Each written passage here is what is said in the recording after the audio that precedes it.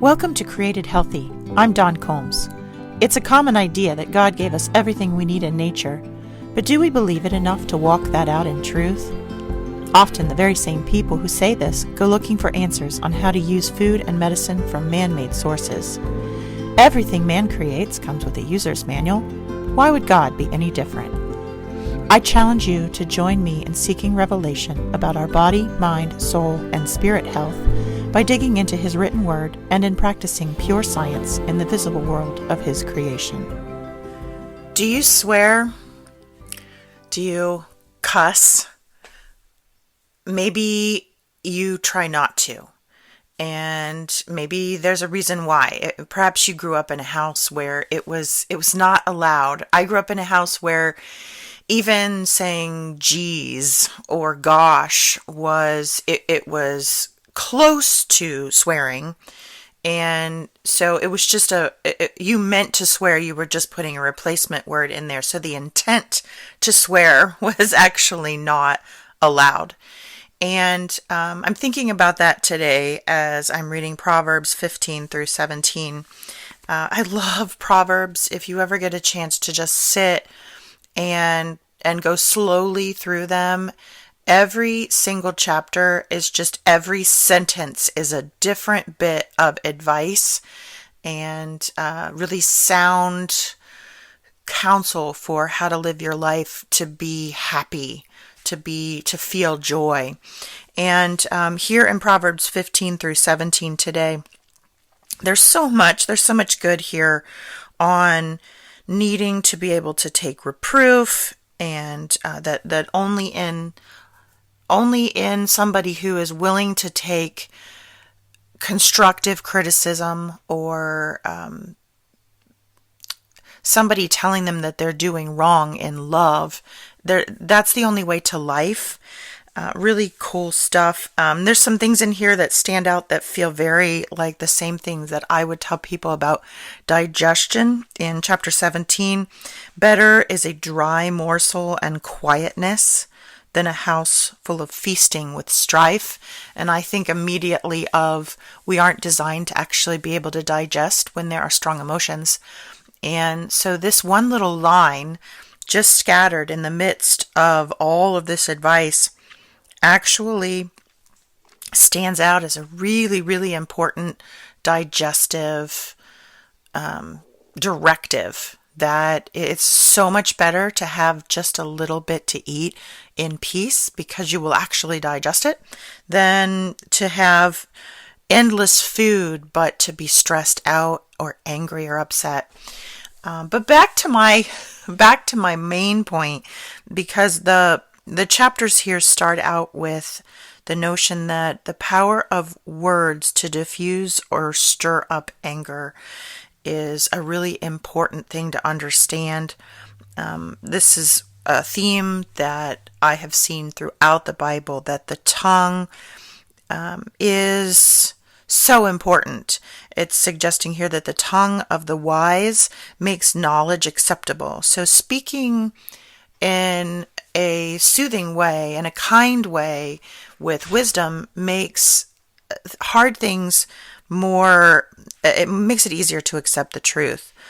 It says a soothing tongue is a tree of life. So literally, your tongue can give life, and a perverse tongue crushes someone's spirit. So I go back to the idea of swearing or cursing. God says not to take His name in vain. And I actually pondered this a lot growing up because of this rule. You know, if I wasn't swearing about God, or if I wasn't using God's name in swearing, then how was it breaking this covenant? But I think here is the answer. When you swear, you have the ability, your intention behind that is a curse. And you're using your tongue to curse something or someone in your household, and that intent and that evil and that anger that comes behind that word. And the word can be anything. We can make something up and be cursing somebody because of the intent behind the word. We often try to say, F word or whatever. We try to find a different word that we can curse somebody with, but it doesn't matter whether we say fufa and say it in anger, we're still cursing somebody. So if we go towards the end of these chapters, it revisits. So in 1624, it says, pleasant words are a honeycomb, sweet to the soul and healing to the bones. This was really interesting to me.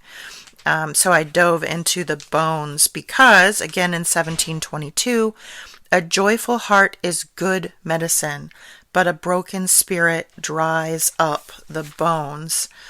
And then again, back into 1513, a joyful heart makes a cheerful face, but when the heart is sad, the spirit is broken. And we've got these themes where we started out saying the perverse tongue crushes someone's spirit. So that sounds to me like a broken spirit. And so we go to, what is a broken spirit? When the heart is sad, the spirit is broken, from 1513. A broken spirit dries up the bones, from 1722. And that all comes from a perverse tongue. Somebody who is spewing anger or evil into your midst or at you or around you breaks the spirit, which leads to your drying up of bones and breaking your spirit, having a heart that is sad.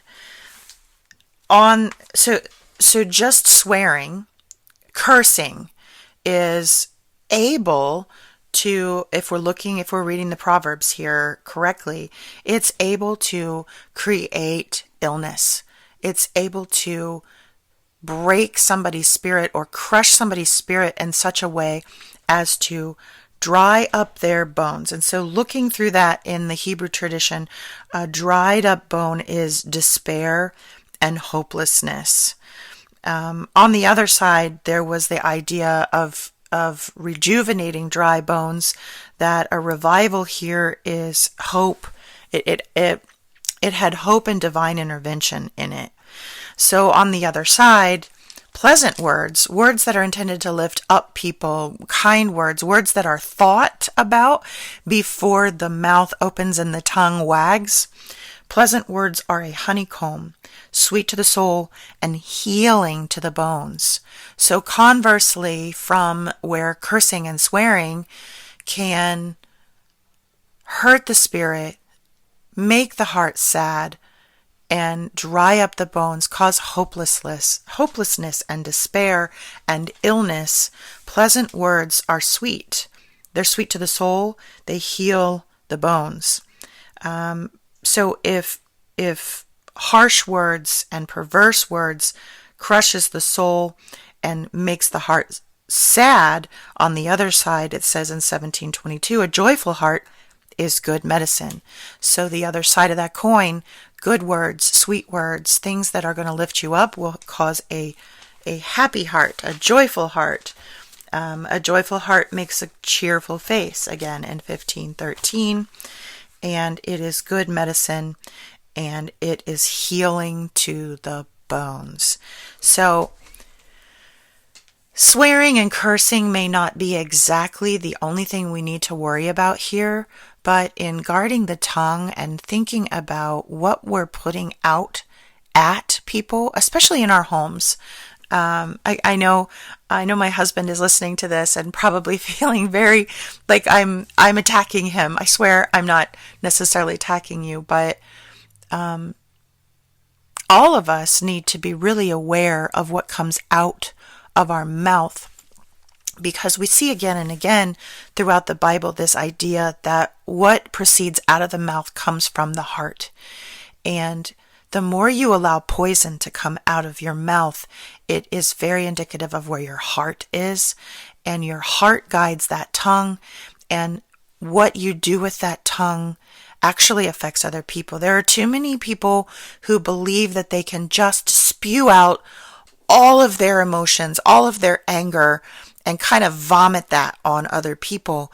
And that's okay, because they're not really mad at that person, but you are cursing and breaking the person that you're putting that on and around. It creates an environment of sad hearts, broken spirits, and actual physical illness. So here in Proverbs, this is, I think, the first time I see this coming out. I may be really wrong. And for those of you who are better biblical scholars than I am, you may be immediately jumping to other scriptures. But I think here, this far in the Bible, this is the first time we're really seeing this theme come up, and it will come again and again and again throughout the New Testament, that we really need to guard our tongue. We need to be careful about what our intentions are in the way that we move through our life and the way that we speak, and what we put out in our environment around other people that we care about, and what that does to them. We can either heal their bones, rejuvenate their dry bones, or we can create dry bones, a sad heart and dry bones, or a joyful, happy heart and rejuvenated bones. We have the control with our tongue. I pray that God is blessing you today and making you mindful about who is drying up your bones, and maybe not spending that much time around them, because we deserve a glad heart. And on the other side, I pray that He's blessing you with an awareness of thinking before you speak and getting your heart right. What do you want for the people that are in your environment?